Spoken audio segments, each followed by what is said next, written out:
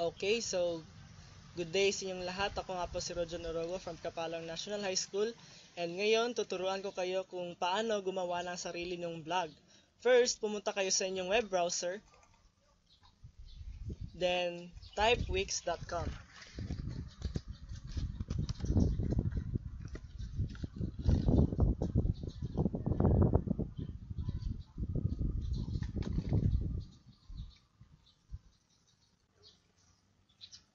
Ayan. So, ito na lalabas. So, click start now para makastart na tayo mag-edit. Ayan, so dito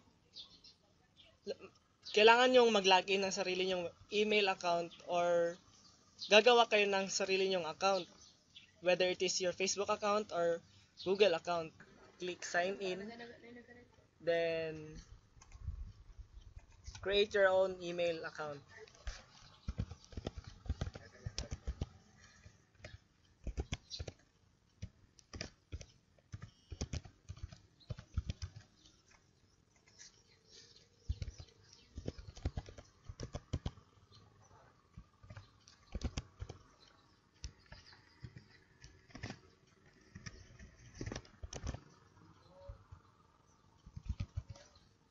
Then your password.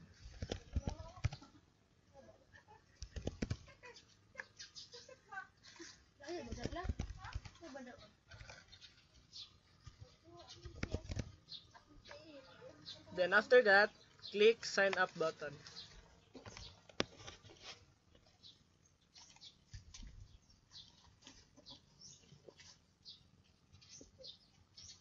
Ayan, so pagkatapos mo mag-sign up, may question dito nakasulat, what kind of website do you want?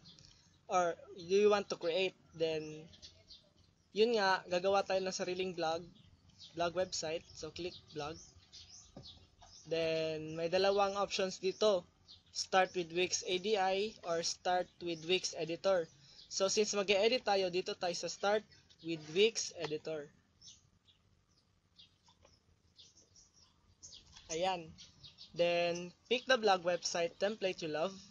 Ayan, marami tayong options dito. For example, ito, going to places. Click mo lang ito, then view, para makita natin.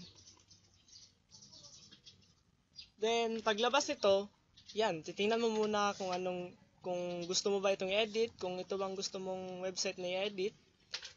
Then, para makastart na tayo mag-edit, just click this, edit this site. Ito na po, marami pong mga options dito. Whether gusto nyong i-edit itong background niya, or meron kayong gustong i-add na mga pictures or videos or texts,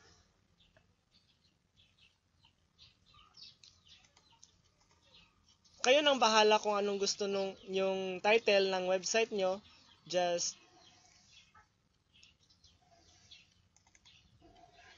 edit text kung gusto nyo palitan ng title.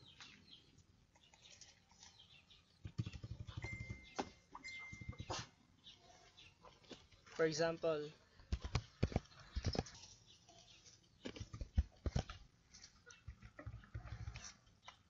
ayan.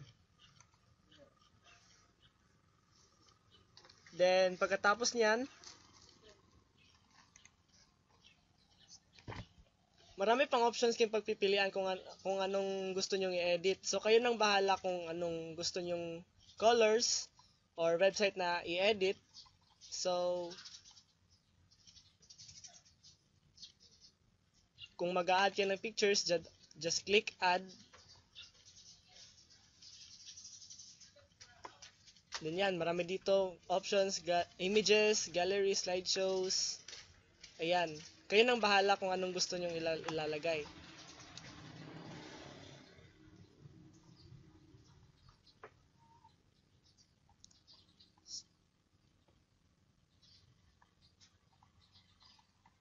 So, pag natapos nyo nang i-edit itong yung website, just click save and continue na. Okay.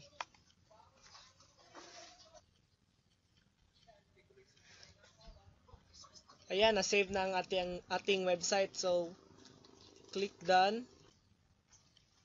Then, publish. After you save your website, then click publish.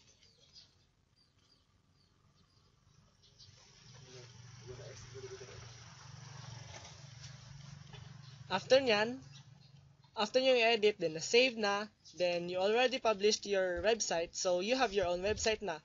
It is up to you kung meron kayong mga i-add. Just log in sa wix.com and you can edit your own website.